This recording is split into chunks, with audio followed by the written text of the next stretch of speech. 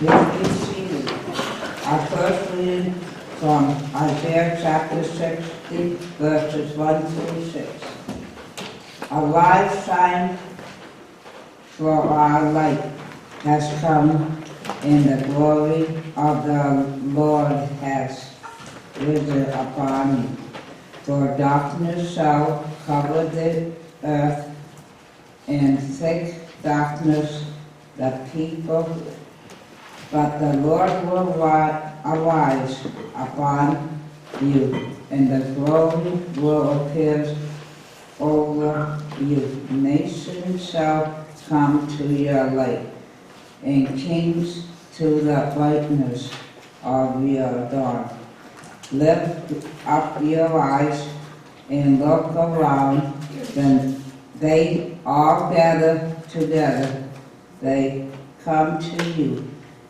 Your sons shall come from far away, and your daughters shall be carried on their nurses' arms. Then you shall see and be radiant. Your hearts shall thrill and rejoice because the abundance of the sea shall be brought to you. The wealth of the nations shall come to you. A multitude of camels shall cover you, and your camels of Meagan and Alpha. All those proclaims the praise of the Lord. This is the word of God. Thanks be to the Lord.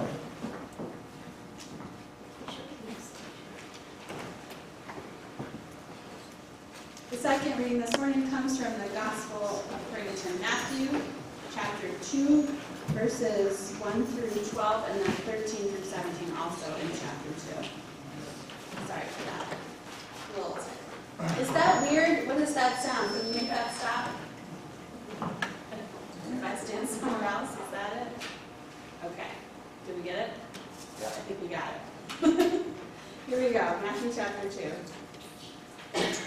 In the time of King Herod, after Jesus was born in Bethlehem of Judea, wise men came from the east to Jerusalem, asking, "Where is the child who has been born King of the Jews? For we observed his star at its rising and have come to pay him homage." When King Herod heard this, he was frightened, and all of Jerusalem with him, and calling together all the chief priests and scribes of the people, he inquired of them where the Messiah was to be born. They told him, "In Bethlehem of Judea, for so it has been written by the prophet, and you, Bethlehem, the land of Judah, are by no means the least among the rulers of Judah, for from you shall come a ruler who is to shepherd my people Israel." Then Herod secretly called for the wise ones and learned from them the exact time when the star had appeared. And he sent them to Bethlehem, saying, "Go and search diligently for the child, and when you have found him, bring me word, so that I may also go and pay him homage." When they had heard the king, they set out, and there ahead of them went the star that they had seen at its rising, until it stopped over the place where the child was. When they saw that the star had stopped, they were overwhelmed with joy. On entering the house, they saw the child with Mary, his mother, and they knelt down and paid him homage. Then, opening their treasure chests, they offered him gifts of gold, frankincense, and myrrh. And having been warned in a dream not to return to Herod, they left for their own country by another road. Now after they had left, an angel of the Lord appeared to Joseph in a dream and said, "Get up, take the child and his mother, and flee to Egypt, and remain there until I tell you, for Herod is about to search for the child to destroy him." Then Joseph got up, took the child and his mother by night, and went to Egypt, and remained there until the death of Herod. This was to fulfill what had been spoken by the Lord with the prophet, "Out of Egypt I have called my son." When Herod saw that he had been tricked by the wise men, he was infuriated. And he sent and killed all the children in and around Bethlehem who were 2 years old or under, according to the time that he learned from the wise men. then was fulfilled what had been spoken through the prophet Jeremiah. Friends, this is the word of God. Thanks be to God. Now that we are all back from our holiday celebrations and travels, I realize it's time to move on to Valentine's Day. But I'm sorry, today is the 12th day of Christmas. Merry Christmas! Yeah. This morning we heard part of the Christmas story that isn't in Luke's version. Luke's is the one we maybe know best, right? That's the one that Linus recites in Peanuts. That's the one we usually follow ourselves here on Christmas Eve. Matthew's gospel includes the story of some wise people. Were there three? It never says. Isn't that interesting? They come from the east in order to worship a baby who would become a great king, or so they believe, all because they have seen a star. But that's not the only thing about Matthew's account of Jesus' birth that's different from what we're used to hearing. The book of Matthew begins in chapter 1 with a genealogy, a list of strange, unpronounceable names. There are some that we know in there, David, for example, and strikingly there are some women, Tamar, Rahab, and Ruth. Usually only men's names are listed in these genealogies, so this is really significant.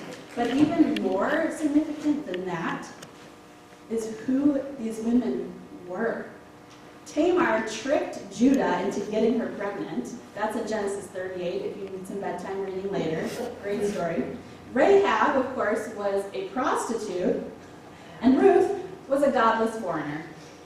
Not the most upstanding list of ancestors for, someone who would be a great king.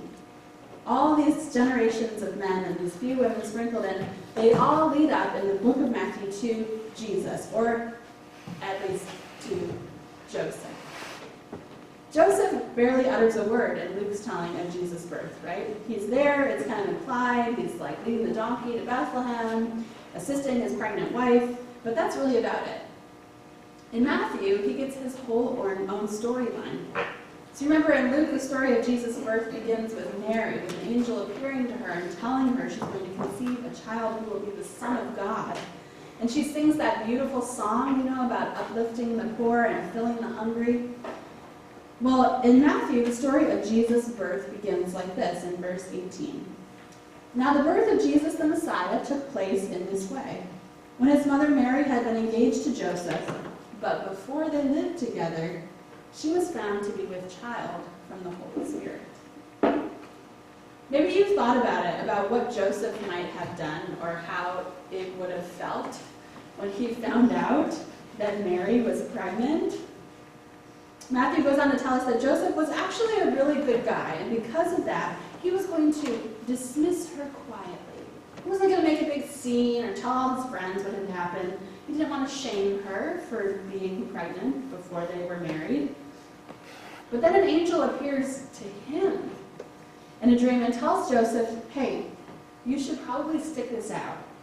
Mary didn't cheat on you. I know it sounds crazy. Her child is going to be the Savior of the world. And so Joseph decides, okay, he's going to go along with it. And in verse 24, we pick up, when Joseph awoke from his sleep, he did as the angel of the Lord commanded him. He took Mary as his wife, but had no marital relations with her until she had borne a son, and he named him Jesus. Jesus is born. No shepherds or angels, no overcrowded inn, no trip to Bethlehem, no pondering in Mary's heart. Boom, bam, boom, done. The very next thing that happens in the book of Matthew is the arrival of these wise men, or magi in the Greek. Possibly Zoroastrian priests, or magicians, or astrologers from Persia, which is now Iran. They arrive in Jerusalem. Jesus is in Bethlehem. But they have come to the seat of power, the capital city, because they have seen a sign in the sky that they interpret to mean that a powerful new ruler has arrived. This powerful new ruler is not in Jerusalem, and in fact, this is the first that Herod, the actual self-perceived powerful ruler at the time, this is the first that Herod has heard of it, and he's not unshaken by the news that someone more powerful than him has just been born. In fact, Matthew tells us he is afraid, and all of Jerusalem with him. It's not easy to be the subjects of a threatened tyrant. He gathers the scribes and the priests together, and he asks them if they have an idea where this ruler might have been born. And they search the scriptures and come up with an answer: Bethlehem. And so the wise ones go on their way, and Herod asks them to please send back the location of this king so he can worship him too. Of course, yeah, that's what he wants to do. And so the star they'd seen stops over the place where Mary and Joseph and Jesus are, and they bring their gifts, gold and frankincense and myrrh, gifts for a king, and not a poor carpenter's child. In Matthew's telling of the beginning of Jesus' life, the story takes a turn here. The wise ones wise up, perhaps because they're warned in a dream to take a different route home. They never go back and tell Herod where to find this baby in case he wants to stop by with some diapers and a casserole. Herod, like any good tyrant, is not discouraged by the lack of information. Mary and Joseph are warned again in a dream to flee with their child, and they become refugees in Egypt, as Herod orders the death of every child 2 years old and younger in and around Bethlehem. Today we remember it as the slaughter of the innocents, and the sound of weeping resounds in the streets. Why am I telling you all this? What does it have to do really with anything, right? Fair question. To me, Luke's Christmas story is the one that I want during Advent. It's the one that I want leading up to and during the holidays. There are trumpets and proclamations of justice and the familiar shepherds and the unlikely birthing room. It's cozy and beautiful. But after Christmas, after the evergreens in my house have become dry and brittle and just making a mess everywhere, when it's time to look at that list of things to get to after the holidays, when the reality of family struggle or political fights start to creep back in, then I want Matthew's Christmas. I want the Christmas that begins with prostitutes and foreigners, that wrestles with the reality of being a dad to a kid who didn't biologically parent, that shows the truth of what happens when power feels itself threatened. Because really, at the end of the day, isn't that more of what our lives are like? Angels and trumpets and celebrating shepherds and comfortable beds in a manger, that's not real. What's real is this hot mess that we're all working ourselves through every day. Did you see Star Wars? Anybody? Okay, are you Star Wars people? Okay, go with me for a minute. I don't think this is a spoiler, but I just want to tell you, okay, I saw it twice. The second time was on Friday as I was thinking about Epiphany and the sermon, and there's this scene, you guys, that just, okay, so, without trying to spoil, Rey, our protagonist, right, this young woman who's got the force of the Jedi, that's the good people, inside of her, okay, she's like our one, only and last hope, is lying on the ground, alone. Almost all of the life knocked out of her. And standing in front of her is the evil Emperor Palpatine, right? He's like the big, bad villain, okay? And he's surging with this power that's jamming all the systems of all the resistance ships that have come to try to defeat the Empire. The Empire is about to enslave the whole galaxy, and it seems like there's no way to defeat them. But all these people have come from all over to try to fight, to try to stand together, okay? But suddenly, none of their systems work. Their ships are falling out of the sky. And Rey looks up and she can see what's happening, and she feels not only her own ineffectiveness, but she sees the suffering of her friends and the hopelessness of their whole quest. And then she keeps looking beyond the immediate conflict, beyond the hopelessness or despair, beyond the seemingly infinite power of Emperor Palpatine. She sees into the expanse of space, into the stars. And it's there that she hears the voices of those who have come before her, of Luke and Leia even Yoda, those whose fight she has taken up, those who are with her, and they give her the strength to stand up. That's all I'll say.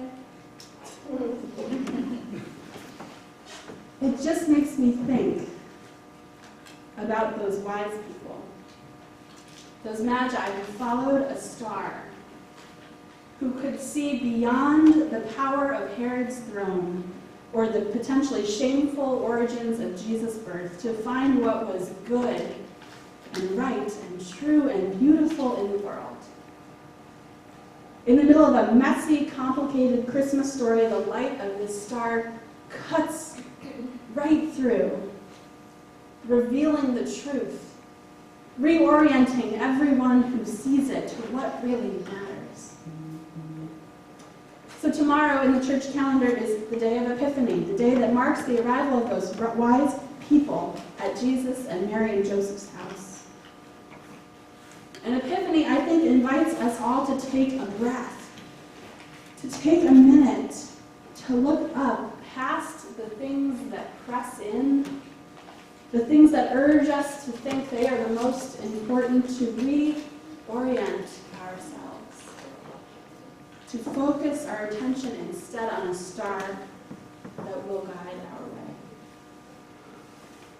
So, what is the light that guides you?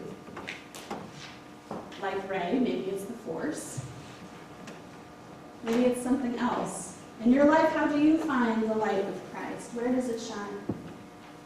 Is it in prayer? As we begin a new year, maybe it's time to recommit to a daily practice of praying. Some amount of time, 2 minutes even, 5 minutes, however small, away from the other things that are clamoring for your attention. Or maybe you find the light by reading the Bible. Maybe you're going to download a new Bible reading app for the new year, or you're going to come to Bible study after church. Sometimes we need other people to point us toward the light. And if that's how you feel, make a renewed commitment to be here on Sundays and to be present in other communities that are supportive of you. Maybe it's a practice of exercise or getting out into nature, or maybe it's art or music that has the power to cut through everything that crowds in, that can reorient you and remind you the deepest truths about who you are and what your purpose is in this earth. When we feel overwhelmed or heavy-laden or beaten before we've even begun, we have to remember to look beyond the present circumstance, to look for the guiding light of the star. As our nation approaches a possible war, we must fix our attention and loyalty not to political parties or even this country, but to the Prince of Peace himself. When disagreements among our friends or coworkers become mean-spirited attacks, we have to reach past the sides to take toward the beating heart of love. When the people around us tell us we're no good, we don't matter, that we can't do anything after all, we have to reach for the truth of who God created us to be and who God knows we are. When busyness presses in and our attention is captured by whatever fire needs to be put out next, we have got to stop, to look for guidance from God in our lives. When so much is happening that we crave escape into our phones, we have to search instead for places of true rest. When it seems that all is lost, there is a star that shines ahead that will show us the way. This new year, this Epiphany, may we show ourselves to be wise enough to follow a star, to look for the light of God's love and follow it to places we never imagined.